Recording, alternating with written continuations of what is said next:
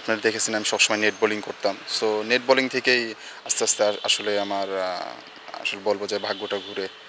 আসলে আমি age level খেলেছিলাম কিন্তু আমি আনফরচুনেট গাড়ি অ্যাক্সিডেন্ট করছিলাম। গাড়ি অ্যাক্সিডেন্টের কারণে আমি পরে 19 খেলতে পারিনি। সোহাগ, এই মুহূর্তে আমরা দেখতে পাচ্ছি হাই পারফরমেন্স ইউনিট বিসিবির এইচপি ইউনিটের সাথে যুক্ত হয়েছেন। এটা আসলে কতটুকু ভালো লাগার? অবশ্যই এটা একটা বড় অপরচুনিটি প্রত্যেকটা প্লেয়ারের জন্য যে এটা হলো একটা বিসিবির রাডার। তো রাডারে আসতে পেরে খুবই আনন্দিত এবং উপভোগ করতেছি। অলরেডি আমাদের আজকে নিয়ে ২টা সেশন হয়েছে। ১ম দিন আর আজকে ১ দিন ২ দিন উপভোগ করতেছি সবকিছু। এই পর্যায়ে আসার পেছনে আসলে কতটুকু স্ট্রাগল করতে হয়েছে? আসলে আমি এজ লেভেল খেলেছিলাম কিন্তু আমি আনফরচুনেট গাড়ি অ্যাক্সিডেন্ট করছিলাম। গাড়ি অ্যাক্সিডেন্টের কারণে আমি পরে 19 খেলতে পারিনি। তারপর আমার অনেক স্ট্রাগল করতে হয়েছে। Dhaka league first division, second ডিভিশনে সব জায়গায় খেলেছি। আপনারা দেখেছেন আমি সবসময় নেট বোলিং করতাম। সো নেট বোলিং থেকেই আস্তে, আস্তে আসলে আমার আসলে বলব যে ভাগ্যটা ঘুরে। যেমনটা বলছিলেন নেট বোলিং করেছিলেন, এরপরই আসলে আমরা দেখতে পেয়েছি চন্ডিকা হাথুরু সিংয়ের নজরও এসেছিলেন। এশিয়া কাপের সময়টা আপনি বাংলাদেশ দলের ক্যাম্পের সাথে যুক্ত ছিলেন। ওই ঘটনাটাই কি আসলে আপনার জীবনের টার্নিং পয়েন্ট কিনা ক্রিকেটীয় ক্যারিয়ারের? হ্যাঁ, আমি ওইটাই মনে করি। অবশ্যই ওইটা আমার জীবনে একটা বড় টার্নিং পয়েন্ট। ওই সিরিজের আগে আফগানিস্তান সিরিজে যখন বাংলাদেশ চিটং খেলা ছিল তখন টিমের সাথে আমাকে নিয়েও যাওয়া হয়। তো ১৫ দিন টিমের সাথে ছিলাম, সব কিছু দেখছি। পরে এশিয়া কাপের ক্যাম্পে আমাকে রাখা হয়েছিল। কিছু গেম সিনারিওতে খেলাইছিল। ওইখানে ভালো করার কারণেই একটা বড় টার্নিং পয়েন্ট বলে মনে করি। বিসিএল, এনসিএল সেগুলোতে আসলে দলের সাথে যুক্ত ছিলেন, তবে ম্যাচ খেলার সুযোগ পাননি। তখনই আসলে কিভাবে নিজে আসলে ধৈর্যশীল হয়েছিলেন?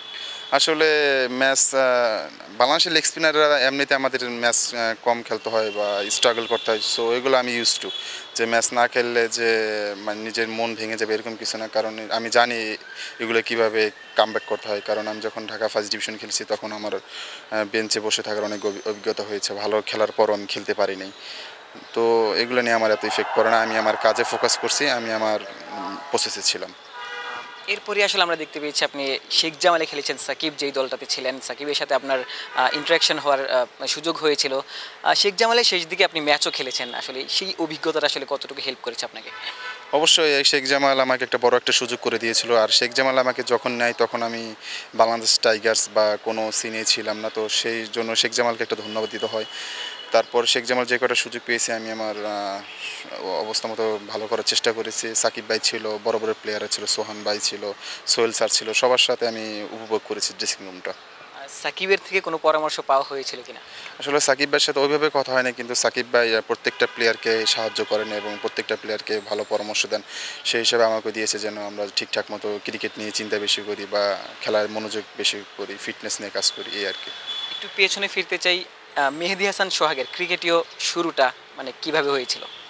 শুরুটা হয়েছিল ফার্স্টে ট্যাপ টেনিস দিয়ে, গ্রামে ট্যাপ টেনিস খেলতাম। তারপর ঢাকা আমি আবাহনী মাঠে আলতাফ ক্রিকেট ফাউন্ডেশনে ভর্তি হই, তারপর থেকে শুরু হয়। রিশাদ হোসেন এই মুহূর্তে বাংলাদেশ জাতীয় দলকে সার্ভিস করছেন, লেগ স্পিনার। তাকে দেখে আসলে অনুপ্রাণিত হন কিনা যে আসলে লেগ স্পিনারদের জন্য আসলে ক্যারিয়ার বাংলাদেশে রয়েছে? অবশ্যই সে বাংলাদেশ টিমের হয়ে খেলতেছে, ভালো করতেছে। সে একটা সময় অনেক স্ট্রাগল করছে, এখন আলহামদুলিল্লাহ সে ভালো করতেছে। এবং আমাদের বিসিবিও আমাদের লেগ স্পিনারদেরকে নিয়ে এখন অনেক কাজ করতেছে। এসপিতেও আমরা 3জন লেগ স্পিনার আছি। সব জায়গায় যেমন বিসিএলও আমাদের 4 টিমে 4টা লেগ স্পিনার সুযোগ করে দিয়েছিল। তো এইভাবে যদি আমাদের সুযোগ করে দেয়, এটা যদি বহাল থাকে, অবশ্যই আমি বিশ্বাস করি আমরা আরও ভালো ভালো লেগ স্পিনার বাংলাদেশে উঠে আসবে। স্যাটেলাইট মোশতাক আহমেদ রয়েছেন বাংলাদেশ দলের এই মুহূর্তে স্পিন বোলিং কোচ, তার সাথে কি দেখা করার সুযোগ হয়েছিল? জি হয়েছে, তার সাথে দেখা করার সুযোগ হয়েছে। আমাদের চন্ডিকা হাথুরু সিং স্যার আমাকে দেখা করে দিয়েছেন, কথা বলে দিয়েছেন। সো একটা দিন একটা সেশন আমি করেছি তার সাথে, ভালো উপভোগ করেছি। তার কাছ থেকে আসলে কি শেখার চেষ্টা করেছেন? আমি আমার বোলিংটা করেছি, সে দেখতেছিল। সে তারপর বলছে সব কিছু ঠিকঠাক আছে, তেমন কিছু চেঞ্জের বিষয় না, যেটা আছে ওইটার জন্য করি। জাস্ট একটা দুইটা জায়গায় আমার কিভাবে আরেকটু ভালো করা যায়, তো ওই দুইটা একটা টিপস দিয়েছে যে ওইটা আমি মাথায় রেখেছি। বলছে সে সামনে আরও কাজ করবে। দর্শক শুনছিলেন আসলে মেহেদী হাসান সোহাগের কথা, যিনি আসলে অনেক স্ট্রাগল করে অবশ্য এই পর্যায়ে এসেছেন। বাংলাদেশ এইচপি দলে অন্তর্ভুক্ত হয়েছেন মেহেদী হাসান সোহাগ। তিনি আসলে লেগ স্পিন বোলিংটা করেন। রিশাদ হোসেন রয়েছেন বাংলাদেশ জাতীয় দলে, যারা আসলে স্ট্রাগল করেই বাংলাদেশ দলকে নেতৃত্ব দিতে হয়, লেগ স্পিনারদের অন্তত। মেহেদী হাসান সোহাগও চান বাংলাদেশ দলকে নেতৃত্ব দিতে। ক্যামেরায় আমিনুল ইসলাম সুজনের সঙ্গে গোলাম সারোয়ার, ক্রিকেট 97।